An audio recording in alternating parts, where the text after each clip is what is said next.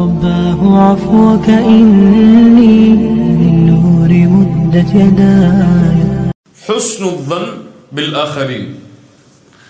பிறர் மீது நல்லெண்ணம் கொள்ளுதல். பிறர் மீது நல்லெண்ணம் கொள்ளுதல்.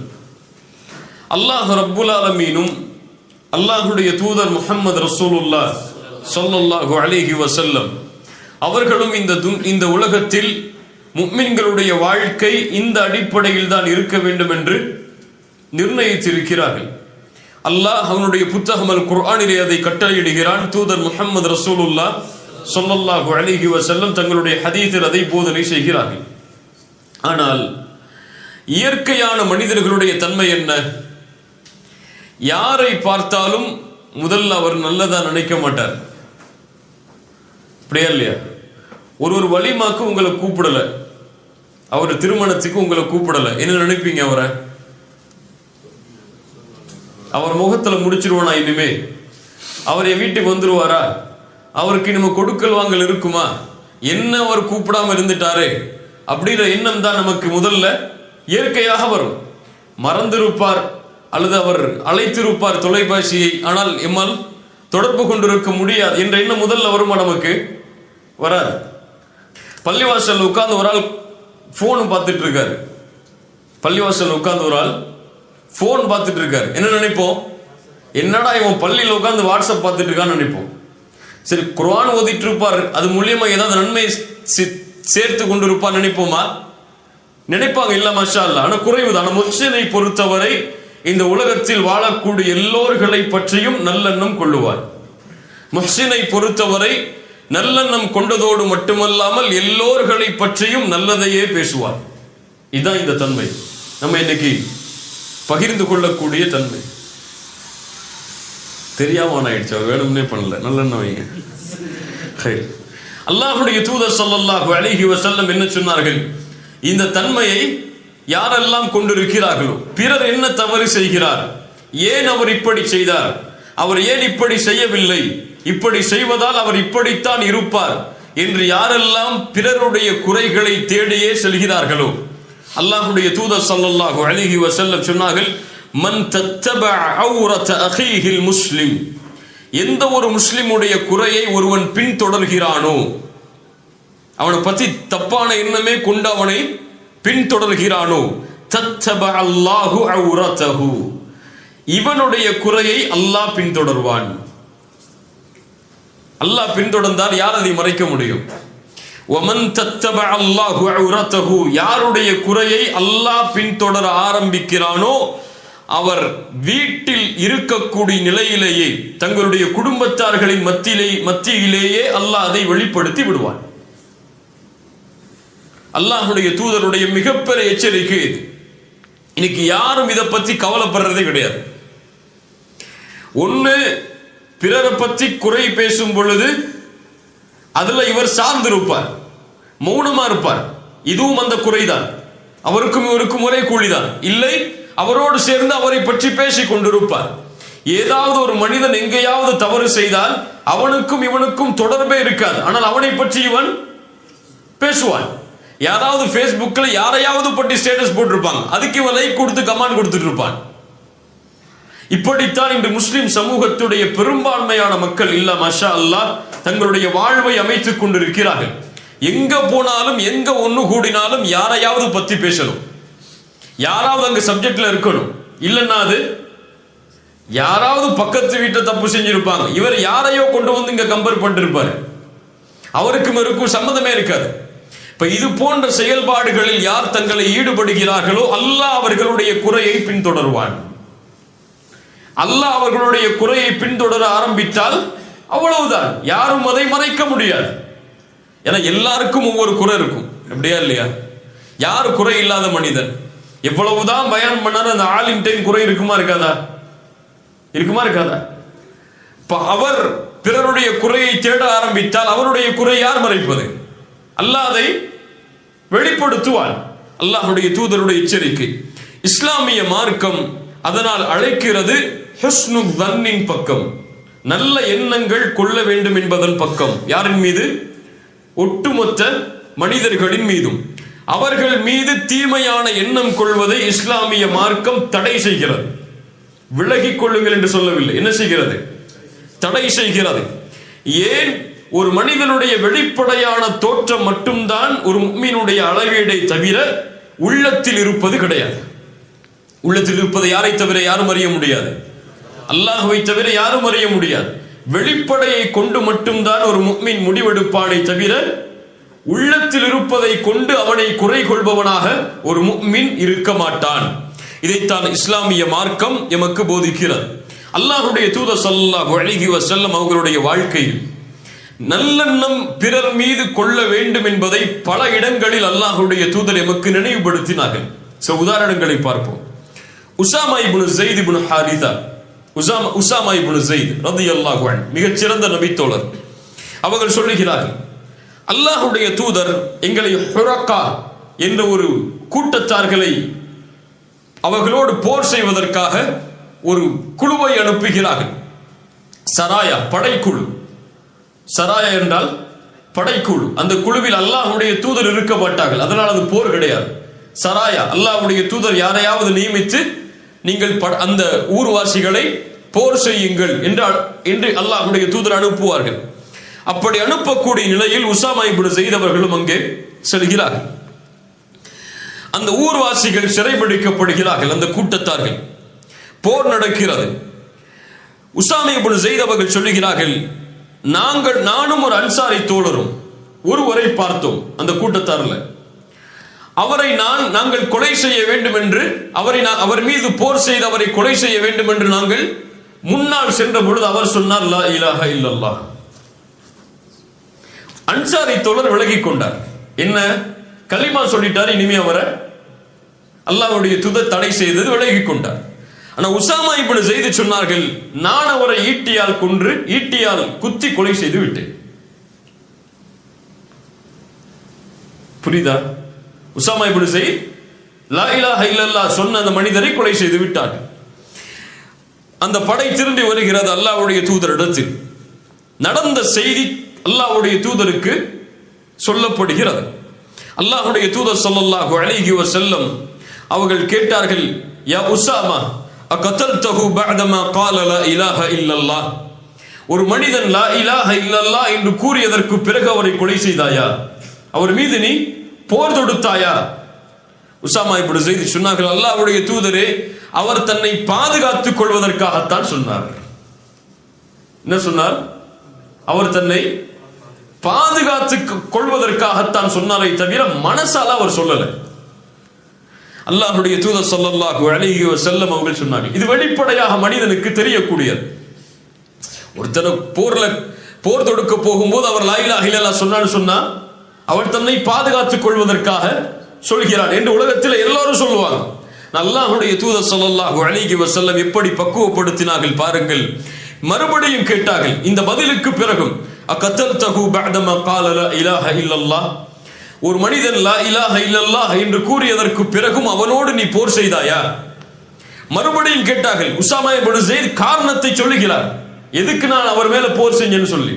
அல்லாஹ்வுடைய தூதர் அந்த காரணத்தை ஏற்றுக்கொள்ளவில்லையே. அவர் வாயால சொன்னதுக்கு பிறகு அவர் மறைச்சு சொன்னாரா மறைக்காம சொன்னாரா சொல்லி உங்களுக்கு என்ன அதுல தேவை இருக்கு உஸாமா? சுப்ஹானல்லாஹ். அவர் நாவால் மொழிந்து விட்டால் அவர் மீது நல்லெண்ணம் கொண்டு அன்சாரியை போன்று நீங்களும் விலகி இருக்க வேண்டுமே. உஸாமா இப்னு ஸைத் சொல்லுகிறார்கள், அல்லாஹ்வுடைய தூதர் இந்த வார்த்தையை திரும்ப திரும்ப கூறிக்கொண்டே இருந்தார்கள். நான் நினைத்தேன் இந்த நாளுக்கு பிறகு நான் இஸ்லாமை ஏற்றிருக்க வேண்டும் என்று. புரியல என்ன அர்த்தம்? இந்த நாள் என்னை விட்டு கடந்து போய் இந்த பாவம் எல்லாம் போனதுக்கு பிறகு இஸ்லாமை ஏற்றிருக்க வேண்டுமே என்று நினைக்கும் அளவிற்கு அல்லாஹ்வுடைய தூதர் திரும்ப திரும்ப அந்த வார்த்தையை சொன்னார்கள். சுப்ஹானல்லாஹ்.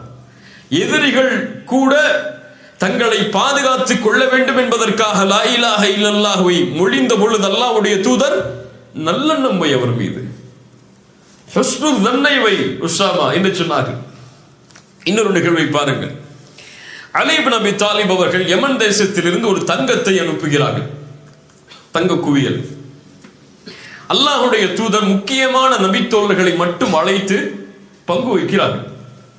சில நபித்தோழர்கள் அதை பார்த்த மற்ற நபித்தோழர்கள் எல்லாம் சொன்னார்கள், சில நபித்தோழர்கள் சொன்னார்கள், குன்னா நஹ்னு அஹக்க பிஹாதா மின் ஹாஉலா, கொடுக்கப்பட்டவர்களை விட நாங்கள் தானே இதற்கு தகுதியானவர்கள். அல்லாஹ்வுடைய தூதர் எங்களுக்கு கொடுத்திருக்கணும். அல்லாஹ்வுடைய தூதர் யாருக்கு கொடுத்துட்டாங்க? அந்த நபித்தோழர்களுக்கு மட்டும் கொடுத்துட்டாங்களே. நஜ்ஜாருடைய கோத்திரத்தில் உள்ள அந்த நபித்தோழர்களுக்கு மட்டும் கொடுக்கப்பட்டதே ஏன் என்று சில நபித்தோழர்கள் கேள்வி கேட்டார்கள். அல்லாஹ்வுடைய தூதருக்கு இந்த கேள்வி கொண்டு போய் சேர்க்கப்பட்டது. அல்லாஹ்வுடைய தூதர் செஞ்சதுக்கு காரணம் சொன்னாங்க சில ஹதீஸ்ல. ஏன் செஞ்சாங்க? அவர்கள் புதிதாக இஸ்லாமை ஏற்றவர்கள், அவர்களுக்கு கொடுத்தால் அவர்களுடைய ஈடுபாடு ஈமானோடு இஸ்லாமோடு அதிகரிக்க வேண்டும் என்பதற்காக அல்லாஹ்வுடைய தூதர் கொடுத்தார்கள். அதில் அநீதம் செய்யல அல்லாஹ்வுடைய தூதர், மஅதல்லாஹ். அல்லாஹ்வுடைய தூதர் ஸல்லல்லாஹு அலைஹி வஸல்லம் சொன்னார்கள், நீங்கள் என்னை நம்பிக்கை கொள்ளவில்லையா? வானத்தில் உள்ள இறைவனை நான் நம்பிக்கை கொண்டிருக்கும் பொழுது அவன்தான் எனக்கு காலையிலும் மாலையிலும் வஹியை இறக்குகிறான். இந்த நபியை நீங்க நம்பிக்கை கொள்ள மாட்டீங்களா? உங்களுக்கு நல்லதுதான் செஞ்சிருப்பேன்னு சொல்லி. அப்போ ஒரு மனிதர் எழுந்திருக்கிறார். சஹாபாக்கள் அந்த மனிதருடைய தோற்றத்தை சொல்லுகிறார்கள். அவர் கண்ணு உள்ள போயிருக்கு, அவருடைய கண்ணம் எல்லாம் பெருத்து இருக்கு, அவருடைய நெற்றி கூர்மையா இருக்கு, அவர் ஆடையை கொஞ்சம் இருக்க கட்டி இருக்காரு, கீழாடைய தாடி கோர்வையா இருக்கு, ரொம்ப அடர்த்தியா இருக்கு. அந்த மனிதர் கேட்கிறார், யா ரசூலல்லாஹ் இத்தகில்லாஹ், அல்லாஹ்வுடைய தூதரே அல்லாஹ்வை பயந்து கொள்ளுங்கள். அவர் ஏத்துக்கல இந்த வார்த்தை சொன்னதுக்கு பிறகு. அல்லாஹ்வுடைய தூதர் சொன்னார்கள், வைலக் அலஸ்து அஹக்க அஹ்லில் அர்தி இத்தகில்லாஹ், அல்லாஹ்வை இந்த பூமியிலேயே அதிகமாக பயப்படுபவன் நான் இல்லையா? யாரை பார்த்து சொல்ற நீ இப்படி? அல்லாஹ்வுடைய தூதர் ஸல்லல்லாஹு அலைஹி வஸல்லம் பணிவோடு கேட்கிறார்கள். உடனே அந்த மனிதர் எழுந்து திரும்பி போயிடுறார். இந்த மனிதர் அல்லாஹ்வுடைய தூதரை பார்த்து பயந்து கொள்ளுங்கன்னு சொன்னாரு. அந்த மனிதர் திரும்பி போயிடுறார். காலித் இப்னு வலீத் கேட்கிறார்கள், யா ரசூலல்லாஹ், அவருடைய கழுத்தை வெட்டி விடவா? யாருக்கு வராது? யார் இந்த பூமியில் தக்குவாவை கற்றுக் கொடுத்தார்கள் அவரை பார்த்து பயந்து கொள்ளுங்கள் என்று தக்குவாவை ஞாபகப்படுத்தினால் என்ன அர்த்தம்? அதற்கு நேர்மையாக நடந்து கொள்ளுங்கள் என்று அர்த்தம். அவர் தூதர் அநீதமாக நடந்து கொண்டார் நினைச்சிருக்கார்.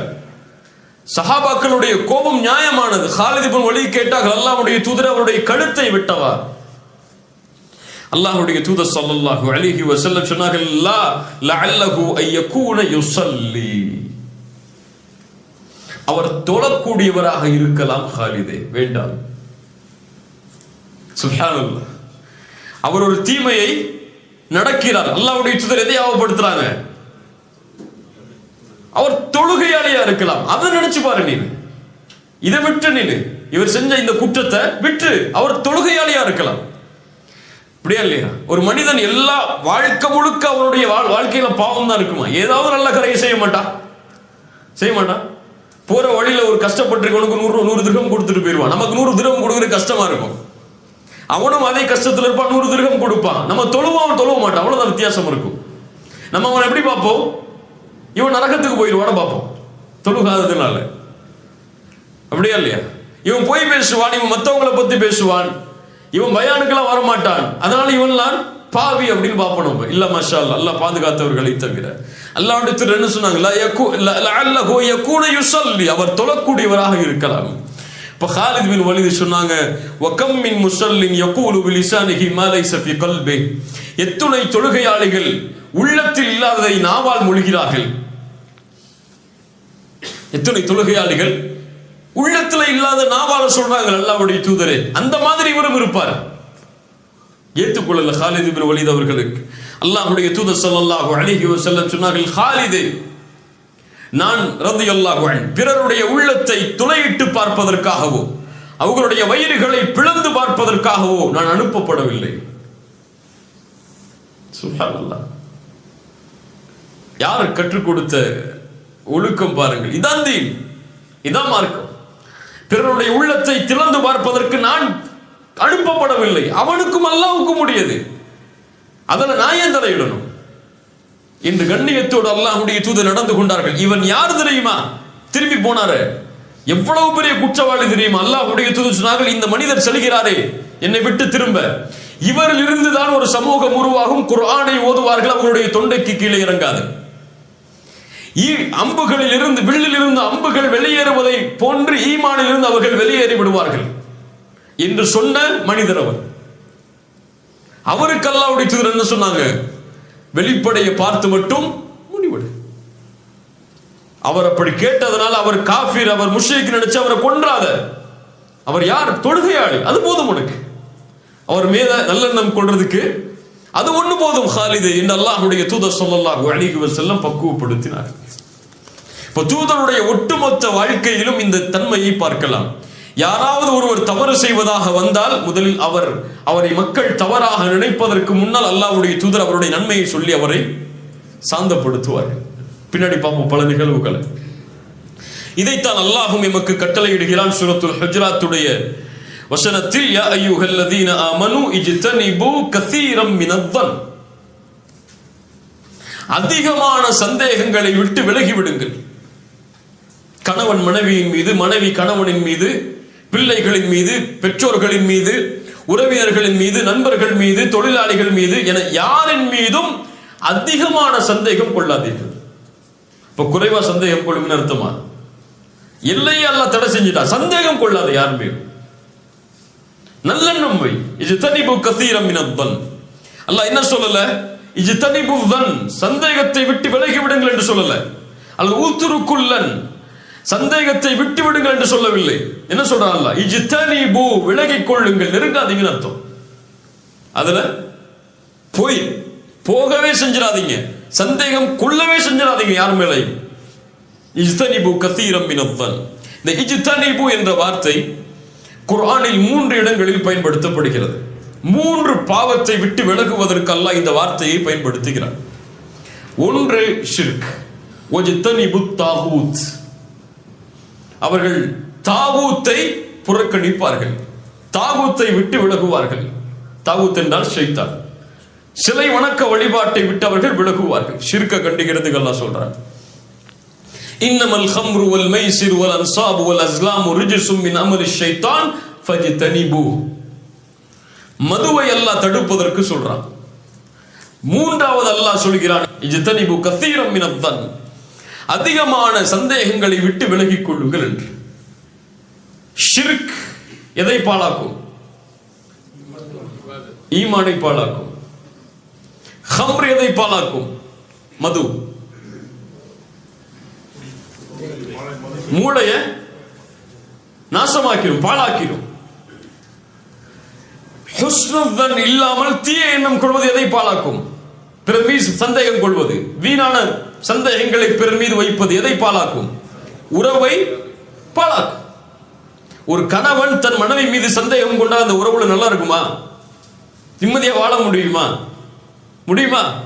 ஏன் என் ஒய்ஃப் 2 மணிக்கு போன் எடுத்து பார்த்துட்டே இருக்கான்னு நினைச்சா என்ன ஆகும்? அல்லது மனைவி எப்ப பார்த்தாலும் போன்லயே இருக்காரு, யார்கிட்டயாவது பேசிட்டு இருக்காருன்னு நினைச்சா அந்த உறவுல சந்தோஷம் இருக்குமா? ஆபீஸ்ல இருந்து ரிசப்ஷனிஸ்ட் கால் பண்ணிருப்பாங்க, யார் இந்த லேடிட்ட இவர் பேசினாரு அந்த மனைவி நினைச்சிட்டே இருந்தாங்கன்னா உறவுல சந்தோஷம் இருக்குமா? இருக்காது. அப்போ இந்த தீய எண்ணம் கொள்வது எதை பாழாக்கும்? உறவை பாதிக்கும், ஒட்டுமொத்த வாழ்க்கையும் அழித்து விடும். அப்படியா இல்லையா? பிள்ளைங்க மேல சந்தேகம் கொண்டாங்கன்னா அவரால் வாழ முடியுமா நிம்மதியா? எங்க போறான், எங்க வர்றான், என்ன பண்றான், யாரை பார்த்துட்டு இருக்கான், ஃபேஸ்புக்ல யார்கிட்ட பேசுறான்னு சந்தேகம் இருந்துச்சுன்னா, கண்காணிப்பு இருக்கலாம். சந்தேகம் இருந்துச்சுன்னா அதுலயே போய் அவனுடைய வாழ்க்கையே சந்தோஷம் இல்லாம முடிஞ்சிடும். மனைவி மேல வச்சாலும் அப்படித்தான், பெற்றோர்கள் மேல வச்சாலும் அப்படித்தான், தொழிலாளி மேல வச்சாலும் அப்படித்தான். உங்க கம்பெனியில பினான்ஸ் கண்ட்ரோல் மேல சந்தேகம் பட்டீங்கன்னா என்ன ஆகும்? பிசினஸ் பண்ணுவீங்களா நீங்க? முடியாது. இஜ்தனிபு கஸீரம் மினத்-தன். இந்த 3 பாவங்களை தடுப்பதற்கு அல்லாஹ் இந்த வார்த்தையை பயன்படுத்துகிறார். ஏன் விலகிக் கொள்ள வேண்டும்? அல்லாஹ்வை பதிலையும் சொல்கிறார். இன்ன பஅதத்-தன்னி இஸ்முன். சில சந்தேகங்கள் பாவமாகவே முடியும். பாவமா இருக்கும். ஏன்னா அது இருக்காது. சந்தேகங்கள் உறுதி இல்லையே. அது நடக்கும். அவர் அப்படி இருப்பார், இல்லாமலும் இருப்பார். அப்படி இல்லாமல் இருப்பவரை நீங்கள் சந்தேகித்தால் அது பாவம். அதனால முழுமையா விளக்கிடுங்க. வலா தஜஸ்ஸசு. அல்லாஹ் அடுத்த அறிவுரையும் சொல்கிறான், பிறருடைய குறையை துருவி துருவி ஆராயாது. அவன் செய்யலன்னு சொல்லிட்டானா விட்டு, அவ்வளவுதான். அதுக்கப்புறம் யோசிக்காத, ஏன் அப்படி செஞ்சா, எதுக்கு செஞ்சா, ஏன் இப்படி போய் சொல்றான், அதெல்லாம் உனக்கு தேவையில்லை.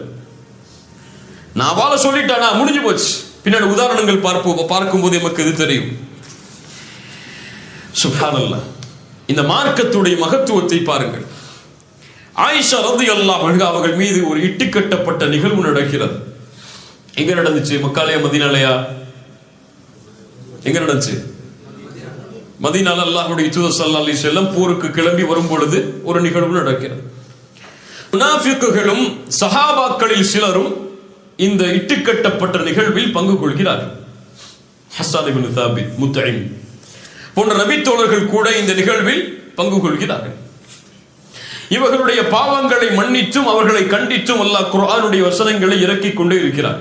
பின்னாடி ஆயிஷா ரலியல்லாஹு அன்ஹா தூய்மையான பெண் அல்லாஹ்விடத்திலிருந்து வஹி வந்ததுக்கு பிறகு அல்லாஹ் வசனங்கள்ல கண்டிக்கிறார். எந்த சூறால அல்லாஹ் பெரும்பான்மையா கண்டிச்சான்? அத சூரத்துன் நூர். பாரக்கல்லாஹு ஃபீக். சூரத்துன் நூருடைய வசனத்தில் அல்லாஹ் என்ன சொல்றான் கவனிங்க. இந்த வசனத்துல லவ்லா இத் சமிஅ்துமூஹு ظنல் முஃமினூன வல் முஃமினாத்து பிஅன்ஃபுஸிஹிம் கைரா. இப்படி ஆயிஷா அவர்கள் மீது அவதூறு சொல்லப்பட்ட நேரத்தில், அவர்கள் அதை செவிமடுத்த நேரத்தில் அங்கிருந்த முஃமின்களும் ஆண்களான முஃமினான ஆண்களும் முஃமினான பெண்களும் நினைத்திருக்க வேண்டாமா? பிஅன்ஃபுஸிஹிம் கைரா, தங்களுக்கும் நலவை, தங்களுக்கும் கைரை, தங்கள் மீதும் நல்லெண்ணத்தை நினைத்திருக்க வேண்டாமா அவர்கள் அதை செவிமடுத்த பொழுது? மேலும் வகாலு ஹாதா இஃப்கும் முபீன், அவர்கள் சொல்லி இருக்க வேண்டாமா இது மிகப்பெரிய அவதூறு என்று. என்ன இதுல உங்களுக்கு சந்தேகம் வருது? எதுல உங்களுக்கு புரியல? எது புரியல இந்த வசனத்துல? முஃமினான ஆண்களும் பெண்களும் அந்த விஷயங்களை செவிமடுத்த பொழுது அவர்கள் தங்கள் மீதே நல்லெண்ணம் கொண்டிருக்க வேண்டாமா? என்ன அல்லாஹ் சொல்ல வர்றா? அன்ஃபுஸிஹிம் கைரா என்ன அர்த்தம்? அவங்க மூமினோட தாயா இருந்தாங்க. அன்ஃபுஸிஹிம் கைரா, தங்கள் மீதே அவர்கள் நல்லெண்ணம் கொண்டிருக்க வேண்டாமா? என்ன சொல்லியிருக்கணும் அல்லாஹ்? என்ன சொல்லியிருந்தா நீங்க தெளிவா சொல்ல என்ன ஆயிருக்கணும்? ஆயிஷா அவர்கள் மீது நல்லெண்ணம் கொண்டிருக்க வேண்டாமா என்று நீங்க அல்லாஹ் சொல்லியிருக்கணும். அல்லாஹ் எப்படி சொல்றான் இங்க? எப்படி சொல்றான்? தங்கள், அதைத்தான் அல்லாஹ் சொல்ல வர்றான். ஆனா எப்படி வார்த்தை அமைக்கிறான்? தங்கள் மீது அவர்கள் நல்லெண்ணம் கொண்டிருக்க வேண்டாமா? தன்னல் முஃமினூன வல் முஃமினாத் பிஅன்ஃபுஸிஹிம் கைரா. ஏன்? முதல்ல உன்ன வச்சு பாருங்க. உலமாக்கள் சொல்கிறார்கள் இந்த வசனத்திற்கு விளக்கம் சொல்லும் போது முதல்ல உன்னை வச்சு பார். நீ எப்படி உன்னை பத்தி பேசுறத விரும்புவியா? ஒரு ஆள் விபச்சாரமே செஞ்சிட்டாருங்க, மக்கள் மத்தியில வெளிப்படையாயிருச்சு. உடனே அவர் விபச்சாரம் செஞ்சிட்டாரு, அவருக்கு அவர் முஸ்லிம் சமூகத்தை ஒதுக்கி வைக்கணும், ஜமாத்தொட்டை ஒதுக்கி வைக்கணும், எல்லாம் சரி. அவர் எதால் செய்தார் என்பதெல்லாம் வேறு. உனக்கு முன்னால் அப்படி ஒரு சூழ்நிலை வந்தால் உன்னால் அதை பாதுகாக்க முடியுமா? அதை நினைச்சு பார்த்திருக்குமா? நினைச்சு பார்த்திருக்குமா? கிடையாது. இப்ப எனக்கு ஒரு சூழ்நிலை இது போன்று வந்தால் நான் இதிலிருந்து விலகிக் கொள்வேனா? அப்படி ஒரு வேளை ஷைத்தானுக்கு கட்டுப்பட்டு அல்லாஹ் பாதுகாக்க வேண்டும். அப்படி செய்தால் இது போன்று மக்கள் என்னை பற்றி பேசுவதை நான் விரும்புவேனா? அல்லாஹ் தான் கேட்க வர்றான். சுப்ஹானல்லாஹ், என்ன வார்த்தை அமைப்பு பாருங்களேங்க. பிஅன்ஃபுஸிஹிம் கைரா, அவர்கள் தங்களுக்கு நலவை விரும்பி இருக்க வேண்டாமா? முதல்ல அவங்க தங்கள்ல இருந்து ஆரம்பிக்கட்டும். உன்னை நினைச்சு பாரு, பிறரை பற்றி பேசும்போது நீ அந்த இடத்துல இருந்தா இப்படி நடந்திருப்பியா?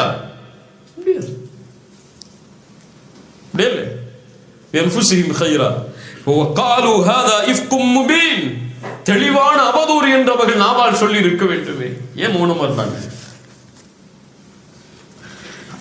அதோடு மட்டுமல்ல, அல்லாஹ் அடுத்த 2-3 வசனங்களுக்கு பிறகும் கேட்கிறான். வலௌலா இத் சமிஅ்துமூ, அவர்கள் அதை செவிமடுத்த பொழுது குல்தும் மா யகூனு லனா அன் நதகல்லம பிஹாதா, இதை குறித்து நாங்கள் பேசுவதற்கு தகுதி இல்லாதவர்கள் என்றும் அவர்கள் சொல்லி இருக்க வேண்டாமா? எப்படி அல்லாஹ் பக்குவப்படுத்த. இதான் தீன். ஜும்மால போய் முதல் சஃப்ல நிக்கிறது மட்டும் தீன் இல்ல. குர்ஆனை தொடர்ந்து ரமதான்ல 3 நாள் குர்ஆனை முடிக்கிறது தீன் இல்ல, அது மட்டும் தீன் இல்ல. கியாமுல் லைல நின்னு அழுது புலம்பி வழுகிறது மட்டும் தீன் இல்ல, இதுதான் தீன். அல்லாஹ்வுடைய தூதர் அதிகமாக கவனம் செலுத்திய தீன் இதுதான். நமக்கு இந்த சைடு மட்டும் தான் கவனம் இருக்கு. தொழுகலையா அல்லாஹ் பிடிச்சுப்பா, ஜக்காத்து கொடுக்கலையா செல்வம் ஹராம் ஆயிரும். இதுல மட்டும் தான் இருக்கு கவனம். எதுல கவனம் இல்லை? பிறரை பற்றி பேசுறதுல, பிறரை பற்றி நினைக்கிறதுல, பிறர் மீது சந்தேகம் கொள்றதுல, இதுல கவனம் இல்லை நமக்கு. அல்லாஹ் ரப்புல் ஆலமீன் சொல்கிறான், அவர்கள் சொல்லி இருக்க வேண்டாமா என்னன்னு, இதை பற்றி பேச எங்களுக்கு தகுதி இல்லை என்று. சுப்ஹானக ஹாதா புஹ்தானுன் அதீம். யா அல்லாஹ், நீ பரிசுத்தமானவன், இது மகத்தான இட்டுக்கட்டப்பட்ட செய்தி என்று அவர்கள் கூறி இருக்க வேண்டாமா என்று அல்லாஹ் கேட்கிறான். யார்கிட்ட இந்த தன்மை இருக்கு யோசிச்சு பாருங்க. யாரை பத்தி நம்ம நல்லா நினைக்கிறோம்? ஒரு இமாம் மெர்சிடிஸ் பென்ஸ் கார் வாங்கியிருந்தாரு நினைப்போம். ஒரு இமாம் மெர்சிடிஸ் பென்ஸ் கார்ல வர்றாரு. மெர்சிடிஸ் பென்ஸ் கார் வச்சிருக்கவர் என்ன நினைப்பாரு? இவர் சம்பாதிச்சு வாங்கியிருக்காரு நினைப்பாரு. இமாம் என்ன நினைப்பாரு? எங்க போய் இவரு கையேந்தி இப்படித்தான் சமூகத்துல. ஒரு இமாம் இன்னைக்கு தொழில் பண்ண முடியுமா? ஒரு இமாம் இன்னைக்கு பிசினஸ் மேன் ஆக முடியுமா? ஒரு இமாம் இன்னைக்கு பேண்ட் ஷர்ட் போட்டு, நம்ம ஊரோட இமாம்களை சொல்றேன், பேண்ட் ஷர்ட் போட்டு கோட் ஷர்ட் போட்டு இருந்தா ஏத்துப்போமா? நம்ம ஏத்துப்போமா? இவரெல்லாம் இமாம் ஆகும் அப்படியே இல்லையா? அவருக்குன்னு ஒரு கேட்டகரி வச்சிருக்கோம் இமாமுக்குன்னு. அவர் தலப்பா கட்டி இருக்கணும், அவருக்கு தாடி இருக்கணும், அவருக்கு ஜிப்பா இருக்கணும், அவர் அதுவும் ஜிப்பா ஒயிட் கலரா இருக்கணும். கடல்ல ஏத்துக்க மாட்டோம் நம்ம. ஒயிட் கலரா இருக்கணும், டிவிஎஸ் 50 வச்சிருக்கணும். அவர் ஊர்ல அவர் பல்சர்லாம் ஓட்டினா நம்மளால ஒத்துக்க முடியாது. என்ன அவர் பல்சர் ஓட்டுற அளவுக்கு பெரிய ஆளா அப்படின்னு நினைப்போம் நம்ம. இல்ல மாஷா அல்லாஹ், அல்லாஹ் பாதுகாத்தவர்களை தவிர. அவருக்கு 4000 சம்பளமா இமாமுக்கு? இன்னைக்கு எப்படி பேச்சு ஊர்ல? எப்படி முத்தவள்ளிகள்லாம் உட்காந்து பேசுவாங்க? என்ன பேசுவாங்க? 5000 சம்பளமா? உலக ஆசை வந்துடும் அதிகமா கொடுத்துட்டா. இப்ப நீங்க உங்க வீட்டுல எவ்வளவு வேலைக்காரங்க சம்பளம் கொடுக்குறீங்க? 15000 மேலையா? ஊர்ல உங்க ஊர்ல ஜமாத்துல இமாம்களுடைய சம்பளத்தை போய் கேளுங்க, என்ன சம்பளம்? உங்க வீட்டுல நீங்க வேலைக்காரர் கொடுக்குற சம்பளத்தை விட உங்க ஊருடைய இமாமுடைய சம்பளம் கம்மி, முஅத்தினுடைய சம்பளம் கம்மி. மேலே அவருக்கு ஒரு கிரைட்டீரியா இருக்கு, அப்படித்தான் அவர் வாழணும். ஊர்ல கடை வச்சிட்டு கூடாது, அவரு பிசினஸ் பண்ணக்கூடாது, ரியல் எஸ்டேட் பண்ணக்கூடாது. நீங்க பண்ணலாம். ஏன்னா இமாம்களுக்குன்னு தனி ஹராம் ஹலால்லாம் இருக்குல்ல, இமாம்களுக்குன்னு தனி ஆடை அமைப்பு எல்லாம் சொல்லியிருக்காங்கல்ல. இமாம்னா இப்படிதான் இருக்கணும். நீங்க தொப்பி போடாம எங்கேயும் போகலாம், ஆனா இமாம் தொப்பி போடாம இருக்க கூடாது. அப்படிதானே? எல்லாருடைய பார்வையும் ஒரு சமூகத்தின் மீது இப்படித்தான் திரும்பும். சுப்ஹானல்லாஹ். அல்லாஹ் ரப்புல் ஆலமீன் இது போன்ற தன்மைகளை தடை செய்கிறான். அல்லாஹ்வுடைய தூதர் ஸல்லல்லாஹு அலைஹி வஸல்லம் அவர்களுடைய காலத்தில் மிக முக்கியமான சம்பவம். ஒரு மனிதருடைய பெயர் அப்துல்லா. அவரை ஹிமார் என்று அழைப்பார்கள். அவர் பட்ட பேரே ஹிமார். ஹிமார்னா சொல்ல வேணாம், நபி தோழர். அவர் ஹிமார்னு அழைப்பாங்க அவர் பட்ட பேரை. புகாரி அவர்கள் பதிவு செய்கிறார்கள். இவர் என்ன செய்வார்? யுத்ஹிகு ரசூலுல்லாஹி ஸல்லல்லாஹு அலைஹி வஸல்லம். அல்லாஹ்வுடைய தூதர் கவலைப்பட்டாங்கன்னா சிரிக்க வைப்பாரு. அதான் அவர் வேலை. சுப்ஹானல்லாஹ். ஆனா என்ன செஞ்சாரு? ஒரு நாள் மது குடித்து விடுகிறார். மது சாப்பிட்டார். அல்லாஹ்வுடைய தூதர் தண்டனையை கொடுக்கிறார்கள். மது குடிப்பவர்களுக்கு அல்லாஹ்வுடைய தூதர் கசையடி கொடுக்கிறார்கள். உடனே ஒரு மனிதர் எழுந்து சொல்கிறார், யா அல்லாஹ், இவரை சபிப்பாயாக. ஏன் இவர் மக்களுக்கு இவ்வளவு தொந்தரவு கொடுக்கிறார்?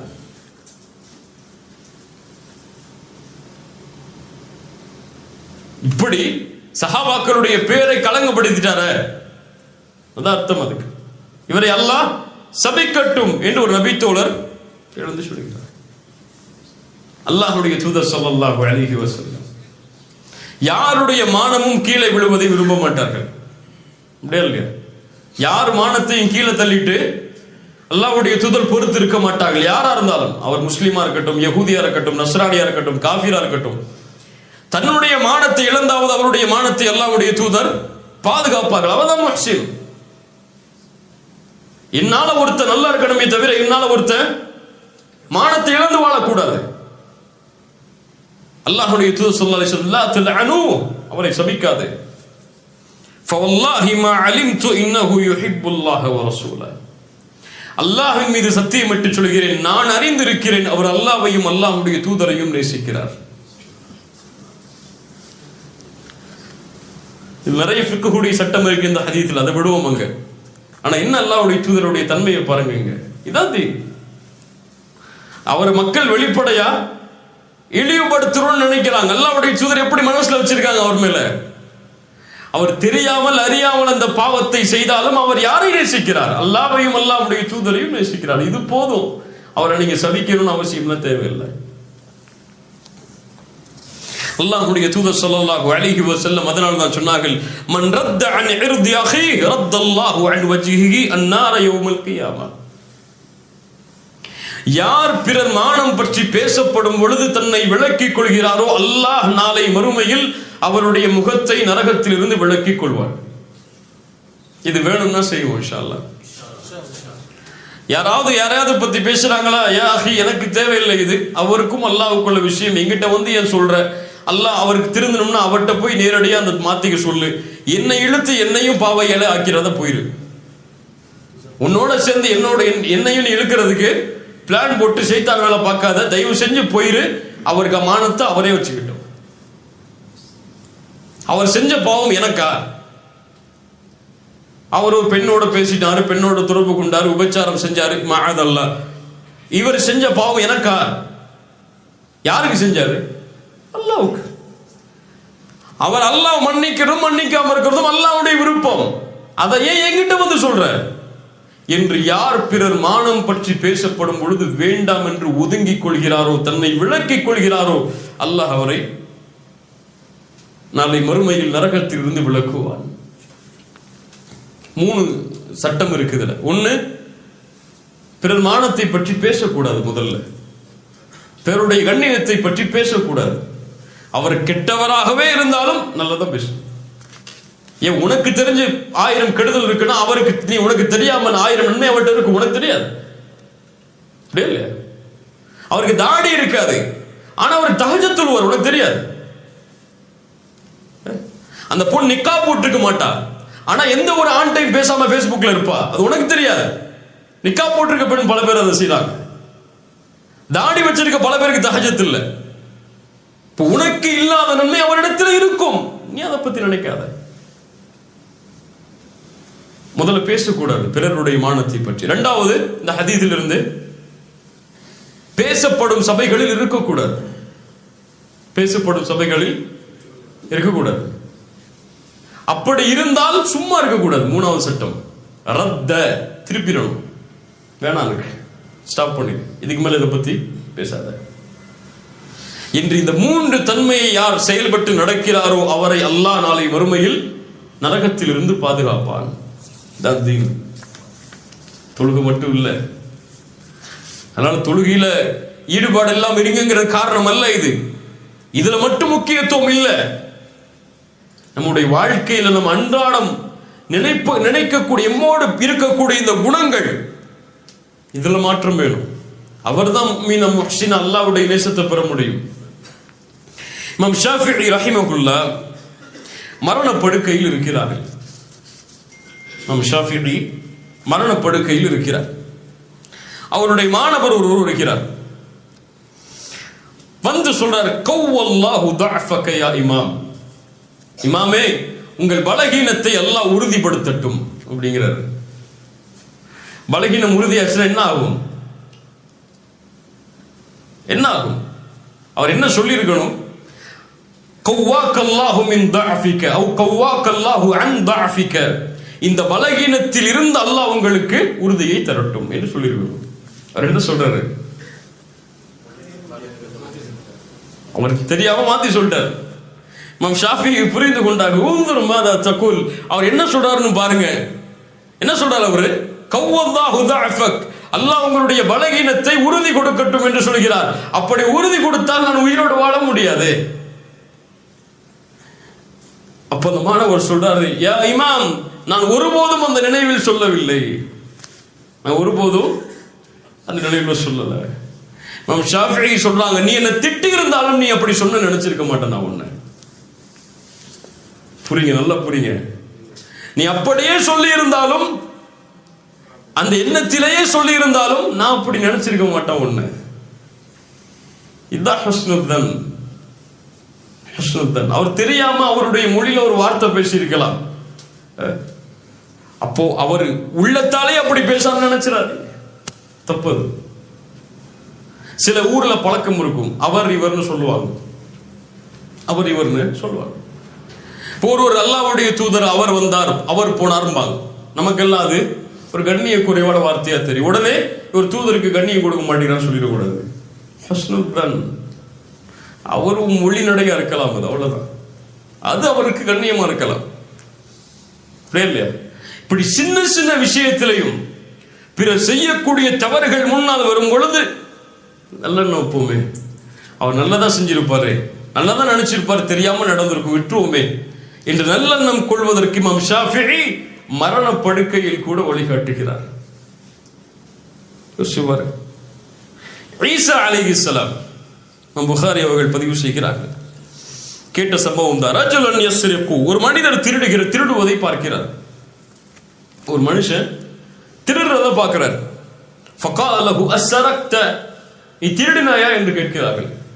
ஹஸ்ன கல்லா வல்லாஹ், கல்லா தல்லா என்று எல்லா சத்தியமும் செய்றார். நான் திருடவே இல்லை, அல்லாஹ்வின் மீது சத்தியம் விட்டு. கண்ணில் பார்க்கிறாங்க அவர் திருடுறத. கல்லா வல்லாஹி வல்லாஹி அல்லதி லா இலாஹ இல்லாஹு, படைத்த இறைவனை தவிர இறைவன் இல்லை, ஒருபோது நான் திருடல என்றார் அவர். இமாம் ஷாஃபிஈ இமாம் ஈசா அலைஹிஸ்ஸலாம் சொன்னார்கள், ஆமன்து பில்லாஹ் வ கذبت ஐனி, அல்லாஹ்வை நம்பிக்கை கொள்கிறேன், என் கண் பொய் சொல்லி விட்டது. சுப்ஹானல்லாஹ். ஈசா அலைஹிஸ்ஸலாம் சுப்ஹானல்லாஹ், ஒரு மனிதர் திருடுவதை பார்க்கிறார். அவர்கிட்ட கேட்கிறாங்க, திருடினியப்பான்னு சொல்லி. அவர் என்ன சொல்லிட்டாரு? அல்லாஹ்வின் மீது சத்தியம் பண்ணி சொல்ல திருடறன்னு சொல்லி. என்ன நினைச்சாங்க? உடனே நீ அல்லாஹ் மேல சத்தியம் பண்ணாலும் திருடறன்னு சொன்னாங்களா? நீ உனக்கு ஒண்ணு பத்தி எனக்கு தெரியாதா? நீ எத்தனை சத்தியம் பண்ணுவேன்னு? இந்த போலி சத்தியம்லாம் எங்கிட்ட வச்சுக்காத சொன்னாரா? அல்லாஹ் கொண்டு வந்துட்டாரா? முடிஞ்சு போச்சு, ஹலாஸ். இதான் உண்மை. நான் நம்பிக்கை கொள்கிறேன் அதே இறைவனை, என் கண் போய் சொல்லி விட்டது நீ இல்லப்பான்றாங்க. யோசிச்சு பாருங்க, எங்க இந்த தன்மை நம்மள்ட்ட இருக்கு? அல்லாஹ்வின் மீது ஒரு சத்தியம் மட்டும் சொல்லிக்கலாம், நான் நடிக்கலப்பா, நான் அப்படி நினைக்கலப்பா. இல்ல நீ அப்படித்தான் நினைச்சிருப்ப. அதற்கு பிறகும் ஒரு வார்த்தை வந்துச்சுன்னா யார் நம்ம? அல்லாஹ் பாதுகாக்க வேண்டும். இப்ப இதான் இன்னைக்கு இருக்கக்கூடிய நிலைமை. ஒரு மனிதன் அல்லாஹ்விடத்துல நெருங்கி நெருங்கி போராடா, இப்ப நெருங்காதவன் அவன் பார்க்கக்கூடிய பார்வை என்ன? இப்படித்தான். இவர் 5 வக்து தொழுவ ஆரம்பிச்சிருப்பாரு, எப்போ சொல்றதா.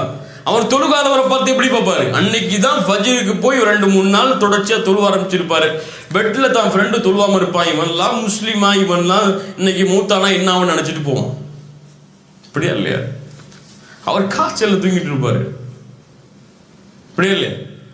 சில பேர் இன்னைக்கு ஃபஜ்ர் ஜமாஅத்துக்கு வரணுங்கிற முக்கியத்துவம் அதை பத்தி பேசுறோம், எல்லாம் இருக்கிறோம். ஒரு ஆள் கொஞ்சம் லேட்டா பள்ளிக்கு வர்றாரு, அவர் எப்படி பார்ப்போம் நம்ம? என்னப்பா இவரு நம்மளோட பயாருக்கெல்லாம் வர்றாரு, தொழுவு கூட சரியா இல்லையோ விட்ட நிப்ப மாட்டுமா? அவர் பள்ளி தொழுதுட்டு வெளியே வந்து ஏதோ மறந்து வச்சிருக்கான்னு சொல்லி உள்ள போயிருக்கலாம், யாருக்கு தெரியும்? அல்லது ஏதாவது கடமையாகி குளிச்சுட்டு லேட்டா வந்திருக்கலாம், யாருக்கு தெரியும்? இப்படி எல்லா விஷயத்திலையும் நம்ம நினைக்கிறது முதல்ல இது தவறான எண்ணம் தான். அது நமக்கு தெரியல இது தவறுன்னு சொல்லி, ஆனா நினைக்கிறோம். அல்லாஹ் அக்பர். ஏன் இந்த உலகத்துல எவ்வளவு நன்மைகள் இருக்கு, முன்னாடி சொன்ன திரும்பவும் சொல்றேன், எவ்வளவு நன்மைகள் இருக்கு. நன்மைகளுக்கு அளவு இருக்கப்பா? அளவு இருக்கா? 1000, 2000, 3000, 4000 இருக்கா? இவ்வளவுதான் நன்மைகள் லிஸ்ட் போட முடியுமா உங்களால? முடியாது. எவ்வளவோ நன்மைகள் இருக்கு, நம்ம நினைச்சு பார்க்க முடியாத நன்மைகள்லாம் இருக்கு. அப்படித்தான் அவரால் தொழுகையில சரியா கவனம் செலுத்த முடியாம பள்ளியில தொழ முடியாம இருக்கலாம், ஆனால் அவர் அதுக்காக தௌபா செஞ்சு திருந்துறதுக்கு முயற்சி செஞ்சுட்டு இருப்பார். ஆனா தொழுவாயுமே பெருமையில இருப்பான். யாரு ஹைர் இதுல? யாரு ஹைர்? யாரு ஹைர்? நிக்கா போடல ஒரு பெண், அல்லது ஹிஜாபா கலர் ஆடையில் அணிஞ்சிருக்காங்க, அந்த ஊருடைய கலாச்சாரத்தின்படி கலர் ஆடை ஏதோ ஒரு ஃபிக்குடைய சட்டப்படி வேற வரல. ஒரு பெண் ஒரு ஹிஜாபை கொஞ்சம் மாடர்னா அணிஞ்சிருக்கா, ஆனா நல்லா அணிஞ்சிருக்கிற பெண் அந்த பெண் எப்படி பார்ப்பாங்க? என்ன ஒரு ஹிஜாப் கூட இவள்கிட்ட சரியில்லையே, இவங்கெல்லாம் பயானுக்கு வந்து என்ன செய்ய, இவங்கெல்லாம் கிளாஸ்க்கு வந்து என்ன செய்ய, தாடி இல்லையே கம்மியா இருக்கு, இவரெல்லாம் பயானுக்கு வந்து என்ன செய்ய. ஒரு தாடி, அவர் தாடி கொஞ்சம் கம்மியா இருக்கும், இவர் கம்மியா இருக்காரு, இவரெல்லாம் தாடியா, தாடி கூட இல்லை, இவரெல்லாம் தாடியா. ஒரு ட்ரெஸ் அவருக்கு தெரியாம போட்டு வந்துருப்பாரு, கரண்டைக்கு கீழே போயிருக்கும், அது இவர் கரண்டைக்கு கீழே போட்டிருக்காரு, இவரெல்லாம் தாடியா. ஈஸியா பிறரை ஜட்ஜ் பண்ணிடும், அப்படியா இல்லையா? இந்த தன்மை எல்லோரிடத்திலும் இருக்கு. சஹாபாக்கள் யார்? தங்களை அவர்கள் அப்படியே பணிந்து பார்ப்பார்கள், பிறகு நல்லவங்களா பார்ப்பாங்க. எல்லாரும் நல்லவங்க, நான் கெட்டவன் நினைப்பாங்க. சஹாபாக்கள் எல்லாரும் நல்லா இருப்பாங்க, எல்லாரும் நல்லதா நினைச்சிருப்பாங்க, நான் தான் தப்பா நினைச்சிருப்போம்னு நினைப்பாங்க. நான் தான் அந்த இடத்துல தப்பு செஞ்சுட்டணும், நான் தான் கோவப்பட்டு கூடாது அந்த இடத்துல நினைப்பாங்க. அவன் ஏன் கோவப்பட்டு நினைக்க மாட்டாங்க. ஆயிஷா ரலியல்லாஹு அன்ஹா அவரிடத்தில் ஒரு கேள்வி கேட்கப்படுது ஒரு குர்ஆன் வசனத்தை பத்தி. 3 தன்மை உடையவர்களை அல்லாஹ் சொல்கிறார், முஃமின்கள் தான் அவர்கள். وَمِنْهُمْ ظَالِمٌ لِنَفْسِهِ وَمِنْهُمْ مُقْتَصِدٌ وَمِنْهُمْ سَابِقٌ بِالْخَيْرَاتِ. ஒருவர் தங்களுக்கு தாங்களே அநீதமிழைத்த கூட்டத்தார், இன்னொருவர் நடுநிலையாக இருப்பவர்கள், இன்னொருவர் நன்மைகளில் விரையக்கூடியவர்கள்.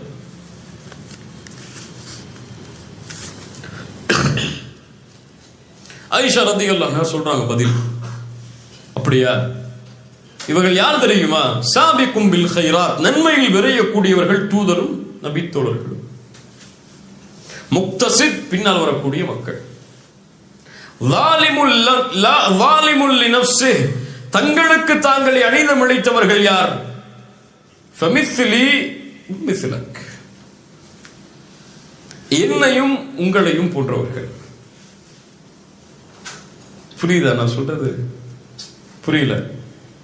3 கூட்டத்தார்களை பற்றி கேட்கப்படுகிறது. இந்த 3 கூட்டத்தார்கள் யார்? குர்ஆனில் சாபிக்கும் பில் கைராத், நன்மையில் விரையக்கூடியவர்கள் என்று அல்லாஹ் சொல்கிறான், இவர்கள் யார்? நடுநிலையார்கள் என்று சொல்கிறான், இவர்கள் யார்? அநீதம் இழைத்தவர்கள் என்று சொல்கிறான், இவர்கள் யார்? சரி, இந்த 3 கேட்டகரியில் நம்ம எங்க இருப்போம் கேட்டா பல பேர் என்ன சொல்லுவோம்? இப்ப சொல்லுவீங்க நீங்க, ஆனா இயற்கை என்ன நினைச்சிருப்போம்? நம்ம கல்வில நடுநிலையா இருக்கும்னு நினைச்சிருப்போம். எங்கள்கிட்ட அதுவும் இல்லை இதுவும் இல்லைன்னு நினைச்சிருப்போம். நடுநிலையா இருக்கும், நாங்க பெரும்பாவமும் கிடையாது, நாங்க நல்லது அதிகமாக செய்யறது, நடுநிலை அப்படின்னு சொல்லுவோம் இயற்கையா கேட்டா. ஆனா ஆயிஷா ரலியல்லாஹு அன்ஹா யார்? சாபிக்கும் பில் கைராத்துடைய கூட்டத்தில் இருப்பவர்கள், நன்மையில் விரையக்கூடியவர்கள், தூதருடைய மனைவி, இபாதத்தில் எந்த குறையும் இல்லாதவர்கள், அல்லாஹுவால் சான்று கொடுக்கப்பட்ட ஒரு நபித்தோழி பெண். என்ன சொன்னார்கள்? தன்னை எங்க கொண்டு வந்து நிறுத்துறாங்க? நன்மையில விரையக்கூடியவங்களை கொண்டு வந்து நிறுத்தல. நாங்க நபித்தோழர்கள் நடுநிலைன்னு கூட சொல்லல. நானும் நீயும் அநீதம் அளிக்கக்கூடிய கூட்டம் தான். யாருக்கு மனசு வரும்? நம்ம இந்த கூட்டத்தில் அவர் இருக்காரா, இவர் இருக்காரா, அவர் இருக்காரான்னு தேடுவோம் இல்லையா? நான் இருக்கேன்னு நினைக்க மாட்டேன். ஏன் அவர் அன்னைக்கு என்ன பத்தி பேசினாரு, இவரையே அன்னைக்கு இவரை பத்தி பேசினாரு, இவரையே அன்னைக்கு அவரை பத்தி பேசினாரு, இப்ப கூட திங்க் பண்ணிட்டு இருப்போம். ஆனா நம்ம பேசியிருப்போம், அதை நினைச்சு பார்க்க மாட்டோம். உமர் இப்னு கத்தாப் ரலியல்லாஹு அன்ஹு நிஃபாக்குடைய பட்டியல் கொடுக்கப்பட்ட நபித்தோரிடத்தில் சென்று என்ன கேட்டார்கள்? முனாஃபிக் பட்டியலில் என் பெயர் இருக்கிறதா என்று பார்த்து சொல்கின்றார்கள். யார் இவர்கள்? தூதருடைய காலத்தில் கூட கேட்கலங்க. அவங்க அமீருல் முஃமினீன் உமர் ஆகும்போது கூட கேட்கல.